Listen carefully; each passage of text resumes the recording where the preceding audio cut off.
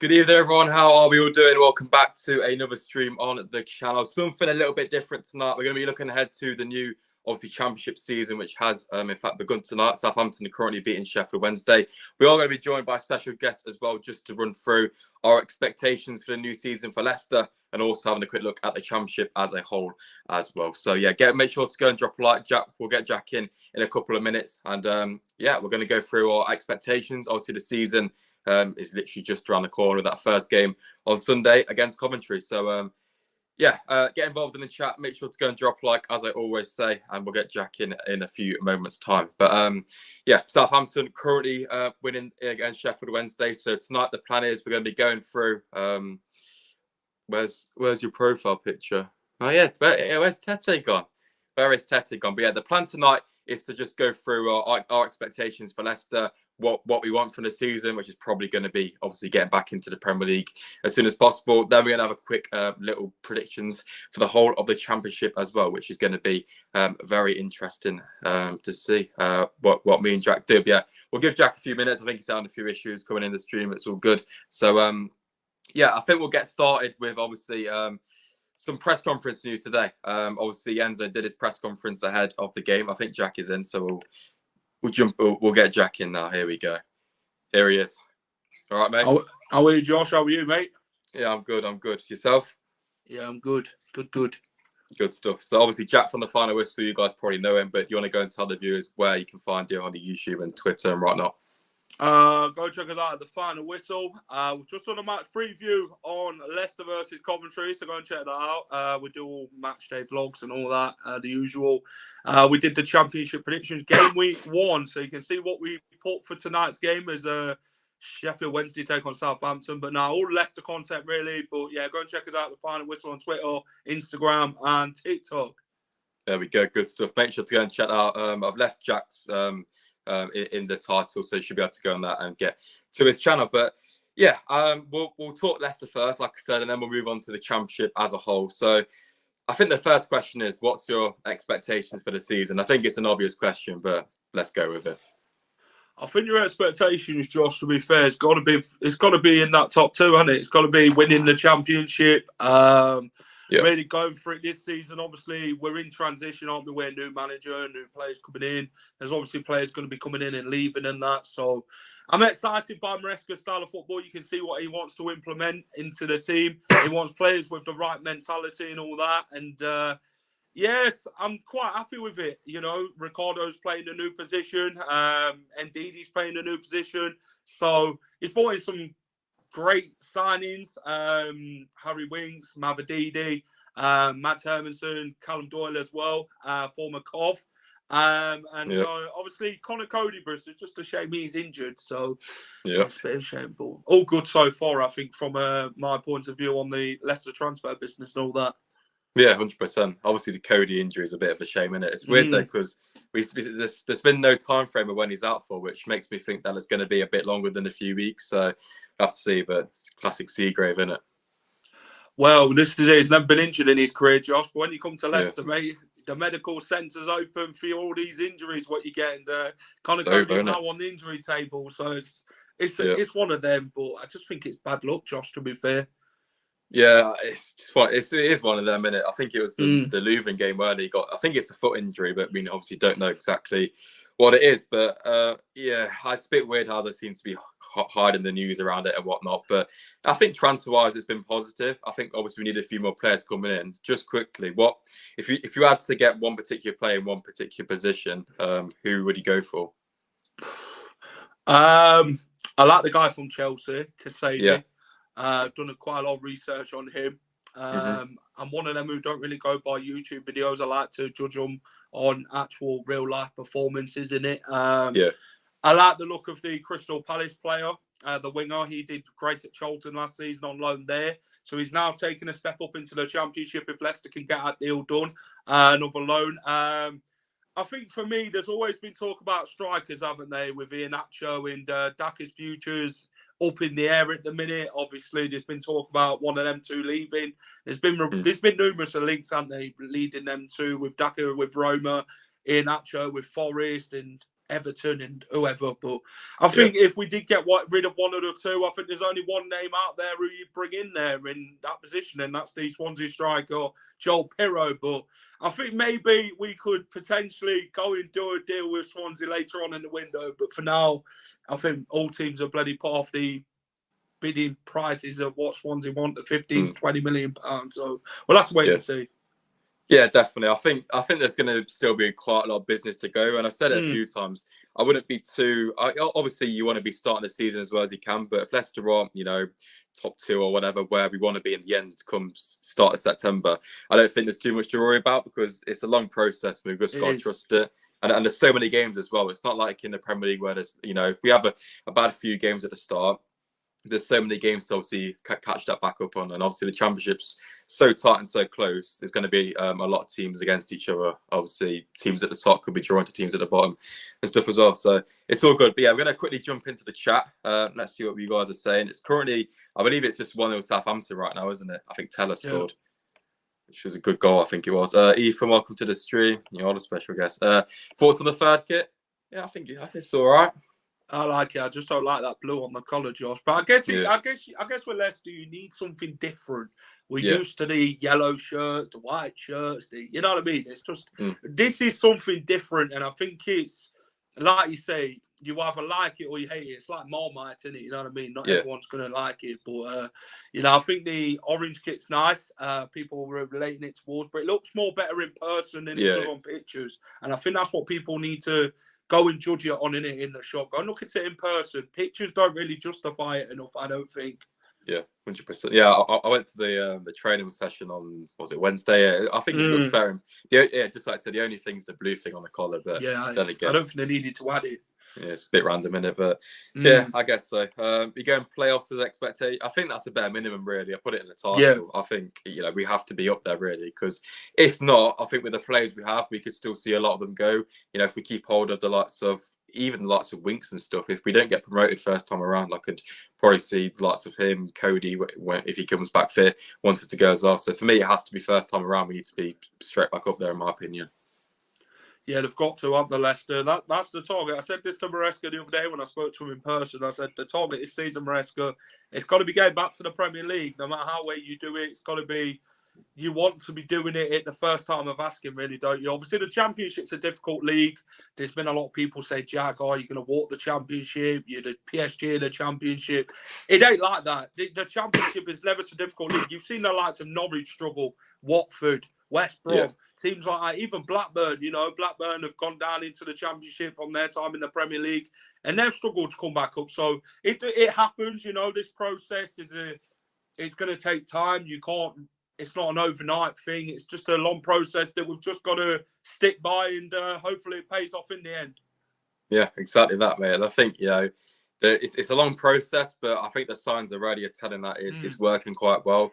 And obviously, obviously everyone's talking about it, but the first half an hour or 25 against Liverpool, I think shown that very well. Exactly that. So, if we can bring that into commentary for hopefully a bit longer and not fall off a cliff just like we did at Liverpool, I think we can obviously try and get a good result in that first game. But then again, it's the first game for everyone. Teams are still trying to work it out. Commentary have lost a few big players as well. So I think, it's one of them type of games. It's the first game of the season. It's not the peak at all. And there's still a long way to go to keep building up, isn't there?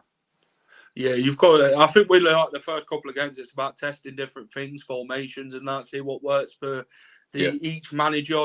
Coventry and Leicester in the same boat. It's first game of the season. No one's hiding each other. They're all on the same points.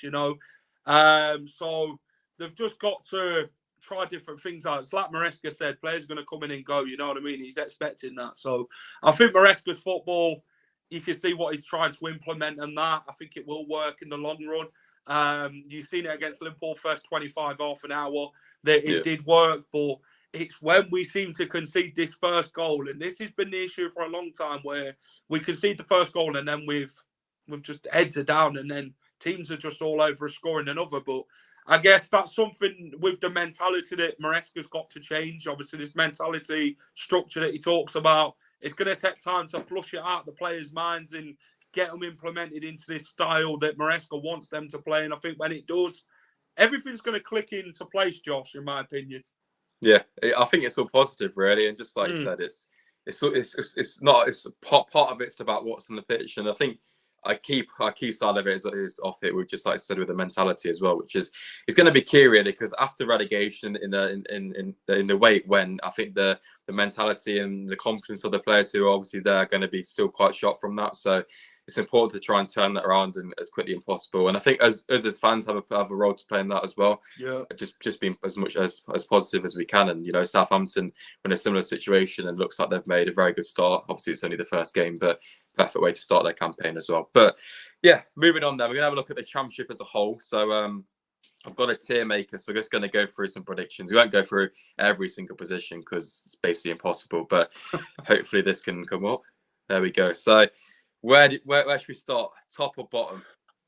I tell you what, we'll go bottom first, Josh. We'll work our way up, mate. I think that's the best way to go. I think that's how I did mine.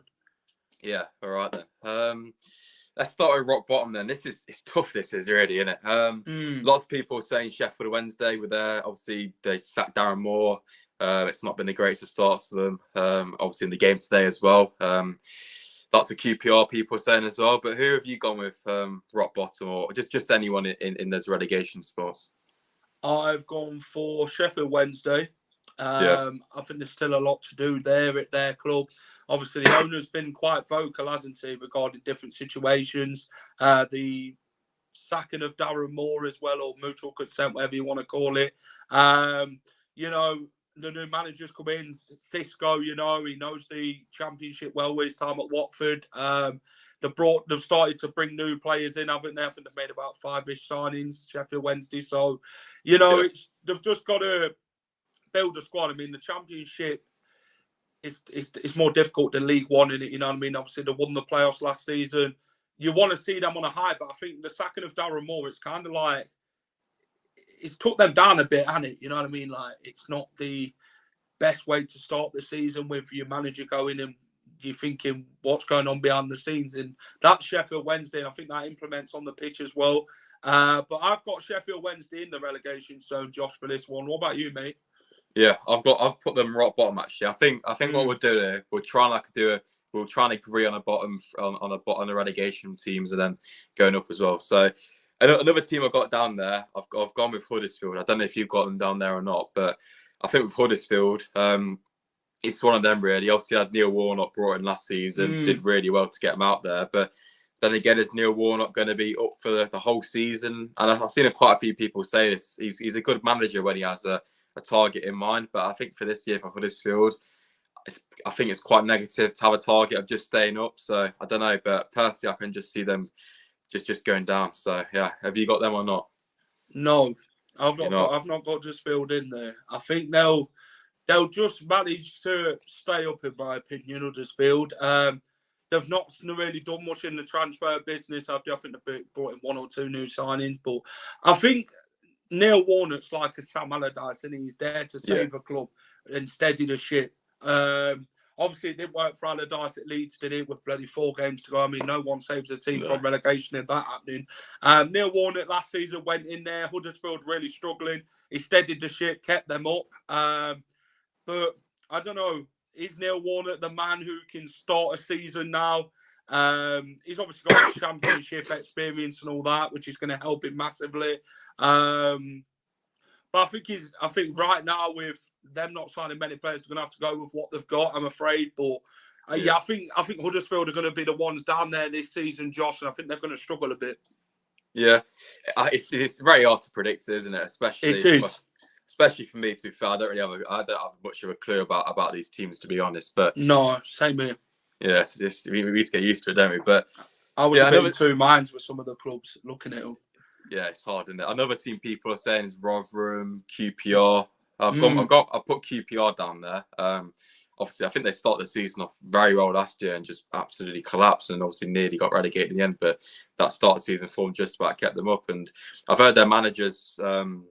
He's came out with a few weird things. He's saying, I don't know exactly what he said, but it's quite a negative thing to say just before the season started. I think he said it's going to be an uphill task or something. And when he's saying that before a ball's even been kicked, I think that sets the mentality. And I wouldn't say similar to Rodgers, but it's kind of, you know what I mean? It's that negative mentality from the press conferences before the season started. And I think, the players are going to see that and then be like, well, if the managers don't believe in us, what's going to happen? So, yeah, I've gone with QPR down there. I've got QPR down in the relegation zone. I think this will be relegation season for them. Like I say, Gareth Ainsworth, he did come out to say about it. He's had to go with what he's got and try and get the team up for it. You know what I mean?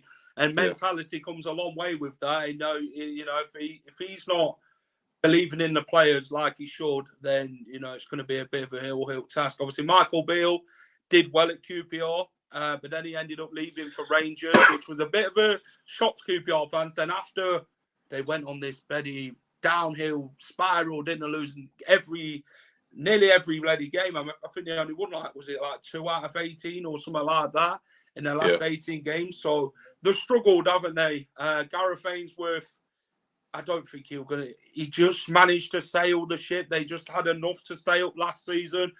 Chris Willock, Elias Chair, good players for QPR, can be really good on their day. I mean, if Elias Chair leaves this window, then I think they could be in deep trouble. Because there's quite a few people who's going to look at Elias Chair. He's obviously their most creative player last season, scored goals in that QPR, and he's their main asset. So if they lose him, then they could be really in deep water. So, yeah, I've got QPR down there, and I think the mentality at QPR, there's no belief, are they? I mean, they lost 5-0 to Oxford. I mean, you don't want to go into any pre-season game, do you, Josh, with a battering? Do you know what I mean? You want to see your team play well and actually not try and concede too many goals, but QPR conceding 5. You're thinking to yourself, what's bloody happening? Are these players actually up for the battle or not? So I think there's a lot happening behind the scenes at QPR, and I've got them in the relegation zone. Good stuff. Oxford as well, it's not Liverpool, is it? So, yeah, not great for them, is it? Oxford, let's get back into the chat. So we've got QPR, Rotherham, Plymouth. Plymouth's a shout. Maybe Huddersfield.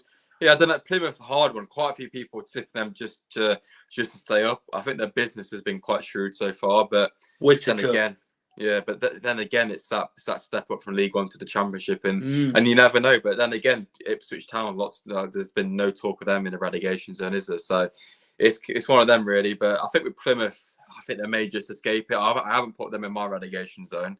No. Fair enough. And the other one, so yeah, in my one I got Huddersfield, QPR, Sheffield Wednesday. I've got Rotherham. You got Rotherham, yeah, I thought so. Rotherham always seem to play down there. You know what I mean? They remind me of how Barnsley used to be, Josh. You know what I mean? Where Barnsley is there and about. You know what I mean? They're down for relegation, and all of a sudden they seem to just stay up. And Rotherham did that last season. You know what I mean? They were down there for a bit. And, they had to grind out these points, and they did that. Obviously, Reading and that went down last season. Cardiff struggled down there. Rotherham have made some good signings so far. They do need to strengthen still, though, and fill some positions. Victor Johansson's doing well there. I think they brought in Cafu, haven't they, for Nottingham Forest. He didn't really set the world alight at Forest, did he? Let's be honest, Cafu. Forest ended up getting rid of him. I think it was on a free, wasn't it, Cafu? So I think with Rotherham, they're always there and abouts, aren't they? They're just there. Yeah. So I've got them in the relegation zone, I'm afraid, Rotherham fans. So I do apologise. But like I say, it's a prediction. It's not an actual fact that you aren't going to get relegated. We're just predicted. Yeah. It's fair, your ball knowledge ain't bad, to be fair, if you know them players. But you know what? I'll give this one for you. We'll stick Rotherham in there. But it doesn't matter about the order. So there we go. The bottom 3 is done. Let's shoot back up to here where we want to be. So yeah, let's do the first one. We know where we're going. Not 7th. Straight up there. Come on, Josh. Get straight up. Just what Leicester do. Yeah, it's got to happen, is it? I know it's a Leicester channel, and obviously we want to be positive and whatnot. But if you if you try and be unbiased, even so, Leicester have got to be up there. Let's be real. Or you want to be at least automatics as a minimum. But I think automatics or champions, I think it's got to happen. But it's going to be hard. It's going to be competitive, and obviously the squad we have is very good. But there's a lot more to getting promoted than just the squad you have, and it's a tough division, but. If Leicester can get it right, and if Enzo can keep the style going and keep progressing it, and how the players are going, I think we could get it nailed on by towards Christmas time. And after that, we can just shoot up. And in the Championship, you can only take a few games, and you can be right up there as well. So for me, it's got to be champions for Leicester. Yeah, agreed. Like I said, with the Championship fans, they look at Leicester and think they've got a good squad, a good enough squad to win the Championship, who can walk the Championship. That's not the case. It's competitive. It's a difficult league. You've got 23 teams who want to scout Leicester this season. Exactly, yeah. You know, we have got the biggest budget in the league. Let's be honest, we've got one of them. Teams call us the PSG of the Championship because of how much we're spending. But if you actually look at it, Josh, this Marcus Bank situation, they've took quite a lot of the parachute payment that we've got. They've just gave us the spare change, which was always going to happen. But I don't think Championship fans have actually looked in that sort of sense of that side of the business market side of things, marketing. You know, we sold James Maddison, sold Harvey Barnes. You know, we're just spending money what we've got from them players. And like Maresca said, you're going to have to sell players to buy players. And that's something we need to be doing. Obviously, a lot of the teams in the Championship haven't really got the budget that Leicester's got. They do worry about FFP and that. So that's something that Leicester will keep in mind as well, the FFP situation. Obviously, we have been watched a few times with FFP. So, it's going to be, it has to be Leicester top. We have got a good enough squad, but it's the football that's got to deliver on the pitch, Josh. It don't matter what players you've got. I mean, you've seen bigger teams lose to the bloody little teams who you've never even heard of. So, you know, I think we've got to match the football, the desire and the passion, and that's what's going to go with it this season. I think we'll finish top. Lovely stuff. I think with the parachute payments as well, I don't think we even touched it, have we, really? You know, just like you said, it's gone to the loan. Yeah, exactly. We sold on the players and just simply reinvested it, and that's how business works, isn't it? So, and you know, if you look at some of our signings as well, a couple of them are loans as well, and the signing potential on the way could well be loan deals as well, and obviously that can keep us away from FFP as well. But you know, people will say, "Oh, the loan deals and there's no option to buy." But for me, the most important thing is just to get promoted, and then you know we can reassess when then if we get back to the Prem. So, yeah, for me, everything is just on this season, just get straight back up. But yeah, moving on then. This is where it gets a bit tasty. Automatic promotion then in that second place. Who have you gone with? Leeds United. I've gone with Southampton. So yeah, we're both going with obviously the relegated teams to both go straight back up with them, or at least two of them. So yeah, Leeds. Why is that then? Leeds have got a strong squad. They have. They've brought in Darlow, haven't they? Nathan Ampadu. But obviously Leeds are in transition as well, aren't they? Like Leicester, you know, they brought in Daniel Farke, knows the league well, got 2 promotions with Norwich, got them to the Premier League. So the Leeds will know they've got a good manager and they're in safe hands here. You know, they've got the likes of Sinister and that are a really cracking player. You know, I think Leeds, like to say, what's done Leeds is this 49ers takeover, and it's took a while. You know what I mean? Leeds wanted to start early, but they've had to wait until this 49ers deal. Obviously, I think Liam Cooper, I think he's received an offer from the Saudi Arabian League. So that's one that Leeds will obviously look at. But I think Cole Darlow will probably be the number 1 for Leeds next season over Meslier, to be fair. But like I say, Nonto, is his mentality at Leeds? Probably not. He does want to go. They want £30 million for Nonto, I believe, Leeds. Everton, I don't think they was wanting to pay that sort of money for him. They would have came cheaper. But I think Leeds have still got a big chunk of that squad, haven't they? Jack Harrison and players like that. So I think Leeds can go second. But then with Leeds, they'll still need to sell players, won't they? But most of the Leeds' players, what's left, they've all gone on loan. So yeah, I think the Leeds have still got a good enough squad, and I think they'll finish second, and I think they'll still strengthen this window. Fair enough. I think with Leeds, obviously they've got, or obviously they weren't in the Championship as long as goes as in Southampton, so they've got that little experience. But then again, there's quite a lot of the squad they've got now wasn't from there. But for me, I'm going Southampton second. A lot of people have tipped them to come there. It's obviously impossible to really predict it, but I just think with Southampton, you know, they've still got lots of Ward-Prowse and Lavia on the books right now. I don't think they'll stay, but yeah, even so, they've got Ward-Prowse playing tonight, haven't they? So yeah, sold Livramento, haven't they, to Newcastle? Newcastle for 40 mil, which is, I think, it's quite steep when Newcastle were trying to bring Barnes down to like 38 or something. So a bit random for me, but yeah, I think with Southampton, obviously they've got an experienced manager. Obviously Leeds have got Daniel Farke as well, and Saints got Russell Martin. them two played it a bit more safe than Leicester, which is interesting. I think with Southampton, the squad they have is still of a high standard, and it is. If they can get playing well, I just think Leicester, Leeds, and Southampton. If them three can all get playing well, I think those three can really run away with it. I don't be disrespectful to the other teams, but if you just look at the quality of squads on paper, it could really go that way. But yeah, I've gone Southampton just to sneak in there. So yeah, you know what? Let's go Southampton there. I gave you the last one. So yeah, there we go. Right, we'll let you take out. We'll let you. Right, playoffs then. Right. Well, we'll put Leeds in for one then, because I think we can obviously. I assume you had Southampton in the playoffs, obviously. Yeah, I had Southampton in the playoffs. Yeah. So yeah, we'll stick Leeds up there. Right. Who else then? What are we thinking? Middlesbrough. Yeah, I agree with that one. Let's put them in there. I think last season they had quite a lot of loans, didn't they? They had Giles in that, didn't you? Who were phenomenal for Middlesbrough last season. Ryan Giles. Atpom were banging in the goals left, right, and centre. Michael Carrick came in, done a fantastic job. He changed that mentality and got them to the playoffs. But it's how Middlesbrough respond to getting knocked out of the playoffs from last season. It's that mentality again. Obviously, they brought in Senny Dieng and that. They have been busy, Middlesbrough, bringing in players. They have signed quite a few, but like I say, Atpom's been linked with Sheffield United, and if he does leave Middlesbrough this season for the Premier League, then Middlesbrough have got to replace that striker quick, and it's got to be a proven striker and someone who's going to be good enough. But Middlesbrough, with Michael Carrick's football, it's got to be top-notch all the way through. There's got to be no slip-ups if they want to get the automatic promotion and that, which is obviously what they're going to look at. They'll want to finish higher than last season, so yeah, I think I've got Middlesbrough just in there, Josh, to be fair. So I think they'll be in the playoffs this season, mate. What do you reckon? Yeah, I completely agree. I think, just like you said, they had quite a few loan players last year. I think you had Cameron Archer and Aaron Ramsey, Jacob Ramsey's brother as well. So yeah, that obviously helped them. But I think a full season under Michael Carrick could definitely propel them and just secure that playoff spot again. I think automatics would be a bit of a push, but then again, if they get it right, there's no harm in saying they won't, because obviously they've got much more championship experience than obviously Leicester, Leeds, and Southampton as well. So yeah, we'll stick Middlesbrough, Leeds in there. The next one I've gone with in there is Coventry. Have you got them there? I've got Coventry there as well. Yeah, I think they've done some very.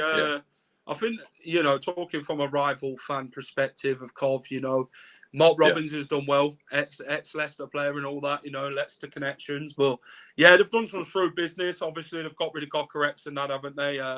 He went to Sporting Lisbon. They brought in Ellis Sims. They brought in Sakamoto, is it, as well? So they're two good players for the Championship. Obviously, Ellis Sims played at Sunderland last season on loan. So he did really well there, scoring goals. Obviously, he had Ahmad there, didn't he, last season at Sunderland, the winger, who scored 14 goals. So, yeah, Sunderland had some good players last season on loan. But, yeah, getting back to Coventry, Coventry, I think they'll be back up there. They've done some really shrewd business. I think the squad probably looks stronger than last season, to be fair.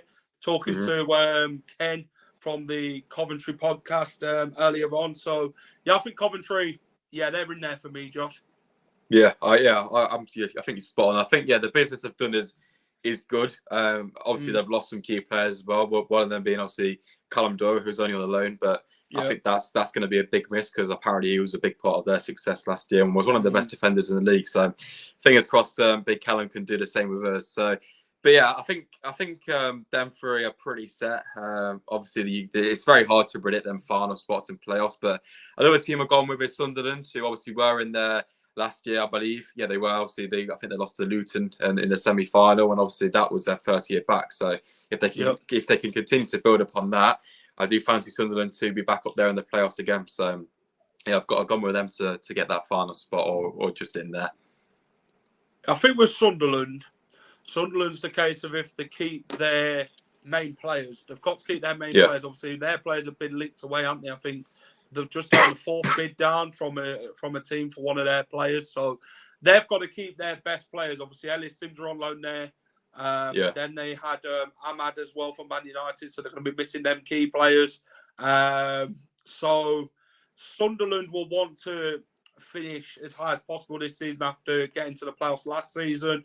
But the one I've got in the playoffs this season, Josh, is one of my dark horses for the season, mate, and it's Ipswich Town. Yes. Ipswich. I think they'll go right under Kieran McKenna. Yeah, lots of people are tipping them to. I've seen some people put them in automatic, which for me is a bit crazy. But yeah, you never know in football. They'll surprise you. I tell you. Yeah, I reckon they got a good chance of sneaking in there. Obviously, Sunderland did the same last year, so there's no writing them off for that. But we look at the teams here. People you could argue a case for Norwich. Obviously, they did quite poorly last year, but they could go again and potentially do well. Stoke have brought in some good players again. You could make a case for them as well. Obviously, they've finished pretty mid-table in previous years as well. We've got Birmingham City. I don't think we'll get playoffs, but they've got new ownership. Obviously, the Tom Brady thing yesterday, so there's a good feel factor there. You got Blackburn, who went on a good run and just about missed out, but I don't think they have the squad and the finances to really push this year. And there's a lot of teams you can make a good case for here. So. You know what? Just to spice it up, we'll put Ipswich in there for you, Jack. All right, we'll get Ipswich up there in that final spot. There we go. So yeah, I don't think there's much point doing the rest of the positions because we'll be here or not, and it's just it's very hard, isn't it? It is. It's predictable the rest of these. I think we'll be struggling, won't we? But yeah, I think if you had to pick any of these teams to make a push for playoffs, who would you go for? Millwall, I forgot about them. They just narrowly missed out last season. Blackburn's had a few player issues, haven't they? I mean, they're on about John Dalton-Masson on the verge of leaving there. They've lost like the Bradley Dack and Diaz and that. So yeah, I think Millwall's always been that squad, haven't they? They've always been tough to play against. Their fans get right behind them, don't they? The Den. They're always there and about, aren't they? They're a team that are in the shadow for the early parts of the season, and then they really make a claim at the second half of the season. I think Gary Rowett's got them playing great. They brought in some good players as well, Millwall. So I think Millwall could be one of the dark horses, Josh, because we haven't put them there yet. So I think they could be one who could really go and stake a claim this season. Yeah, it's a good shout. To be fair, I think it'd be good to have them up there as well. See, big scary away day and that. But it is. Tell you. I'm looking forward to it. But it's hard, isn't it? You could even make a case of Bristol City on the big Nigel Pearson as well. You never know. Yeah. There's always one team who seems to come out of nowhere. And obviously we've been in the Premier League for a while, but I like to keep on the eye of the Championship towards the end of it. And yes, it's always close towards that final spot. And in recent years you've seen teams all the way from 12th to 7th who have been very close. So yes, it's hard to predict, but if we can get these lot right, especially this one up top, I think we'll be quite happy with it, won't we? So definitely. Decent little stuff. But yeah, let's go back on to Leicester then for a bit. Obviously it's a bit of a mix of a show tonight, but yeah, back on to Leicester then. We have a quick look at the press conference today. We have touched on it briefly, obviously with the Cody stuff earlier on. I know you did a show yourself earlier about it as well, so I won't go on for too long. But yeah, obviously the main news is that Conor Cody will not be available for the game. Obviously picked up the injury against Luton. So yeah, just talking commentary then. Obviously Cody's missing. Who would he go in that back? If it's going to be a back three or is he going to be a back four? I don't know. I'll tell you what, I think you're investigating there, aren't you? Whether you like it or you don't. You know what I'm saying? Yeah. It comes by the name of Lamppost to most fans. Leicester fans want Vestergaard gone this summer as much as the next person. So I think with Vestergaard, like I said, no one's going to pay him 70 grand a week, are they? Let's be honest. No, he'd have to sit in the stands. But the thing is, with Maresca, he must see something in him that we don't. Obviously, he's got over Wout fast. He's got over Suter. And you're thinking, what's going on here then? What's changed in Vestergaard's football? And that has Maresca had a sit down with him and said, Vestergaard, we'll give it a go this season. We'll see what we think. And I think he must have impressed Maresca somewhere along the line. I think with Brendan gave him the cold shoulder, and he made him win train the under 23s and that. You know what I mean? He kind of regretted signing him if you must. And but Vestergaard could be one of them. Who could actually go in surprises this season, Josh. So I think we just got to give him a chance. If Maresca's going to start him, you just got to give him a chance, man. I know he gets all slated and that, and we don't rate him and this, that, and the other, and he's not the quickest. And then I think with Vestergaard in pre-season, Josh, he's been all right, hasn't he? He's been quite steady. He's been playing them 40-yard ping balls. I think they'd help massively against a team like Coventry when you want to attack. And maybe Maresca sees that Vestergaard fits the bill in the style of football that he wants to play with, a ball-playing out defender, Josh, with next to Callum Doyle. It could be the comeback of the century, you know. Look at Granit Xhaka. He was hated, weren't he? And then see what I mean? Yeah, he was loved. So, yeah, you mentioned it, them 40-yard pings. I think that's part of the reason why Enzo likes him, because I think Leicester have lacked that quite recently in previous years. Obviously, we've seen the likes of Maguire, Evans did it at times, and it can really help you just transform forward. And I think against Liverpool, we saw that quite a lot within the first 25 minutes. I remember the balls getting pinged out. Yeah, exactly. And it worked. Yeah, it worked a treat to Man City play like that, don't they?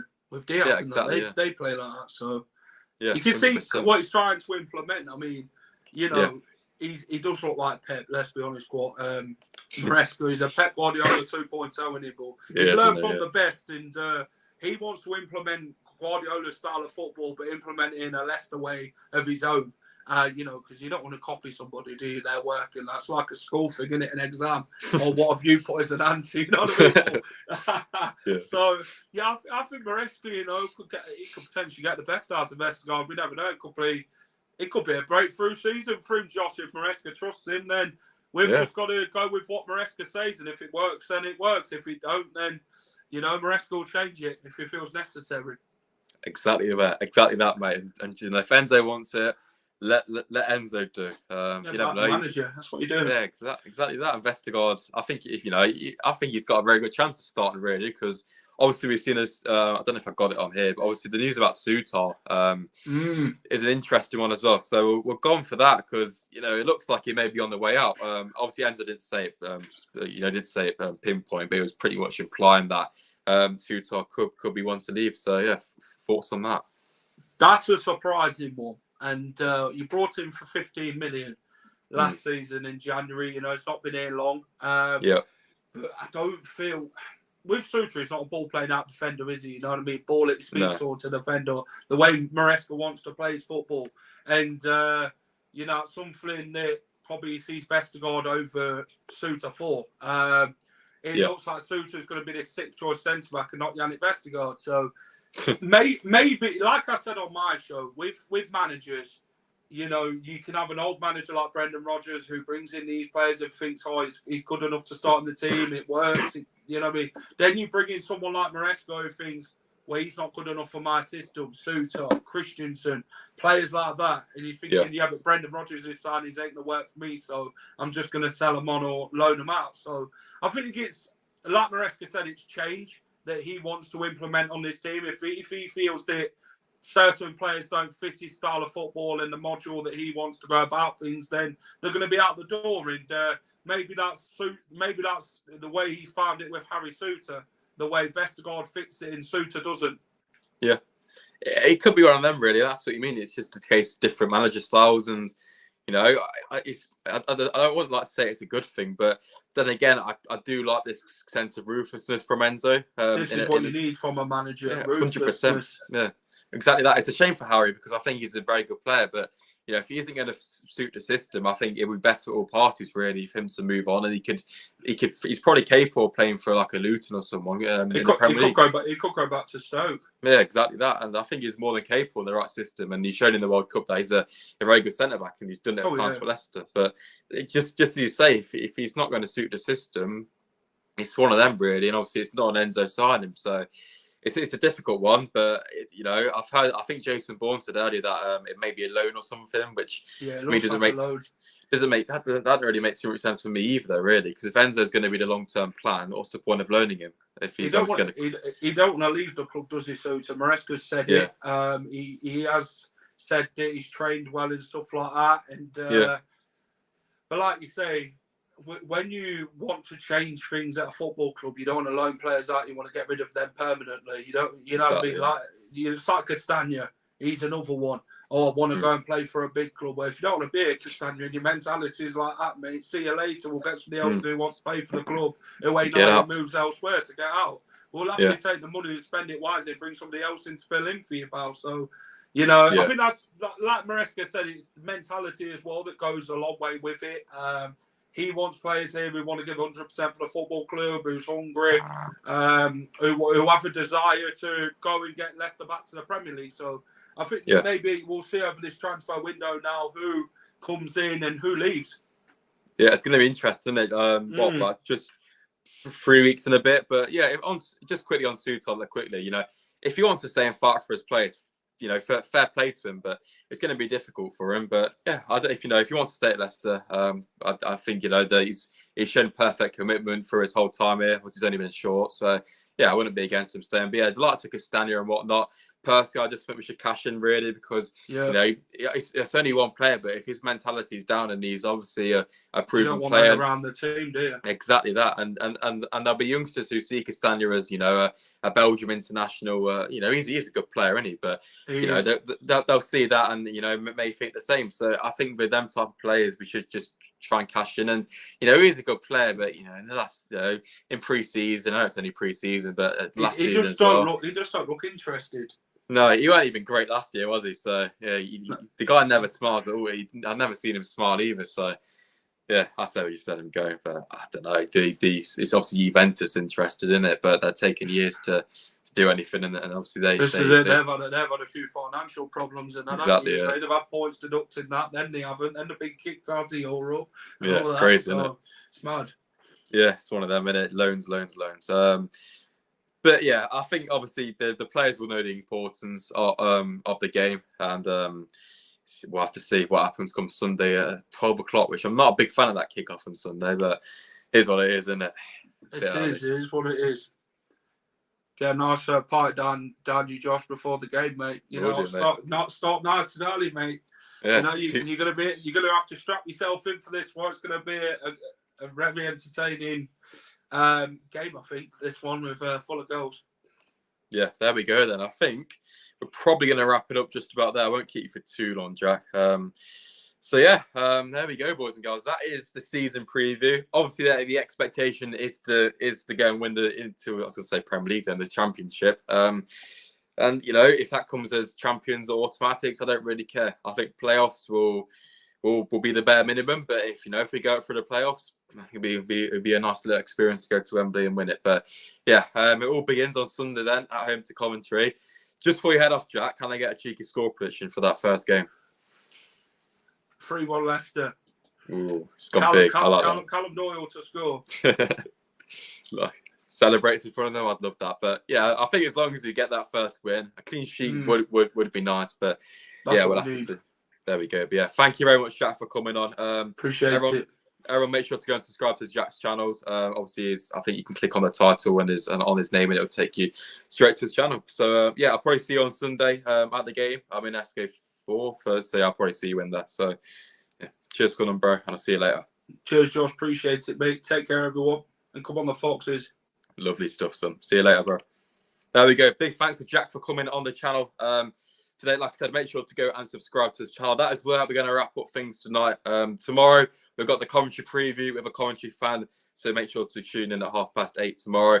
And obviously, we'll have the matchday vlog on Sunday for that first big game of the season as well. So, yeah, thank you very much for coming in. And I will see you, boys and girls, very soon in the next one. Stay safe and up the Leicester.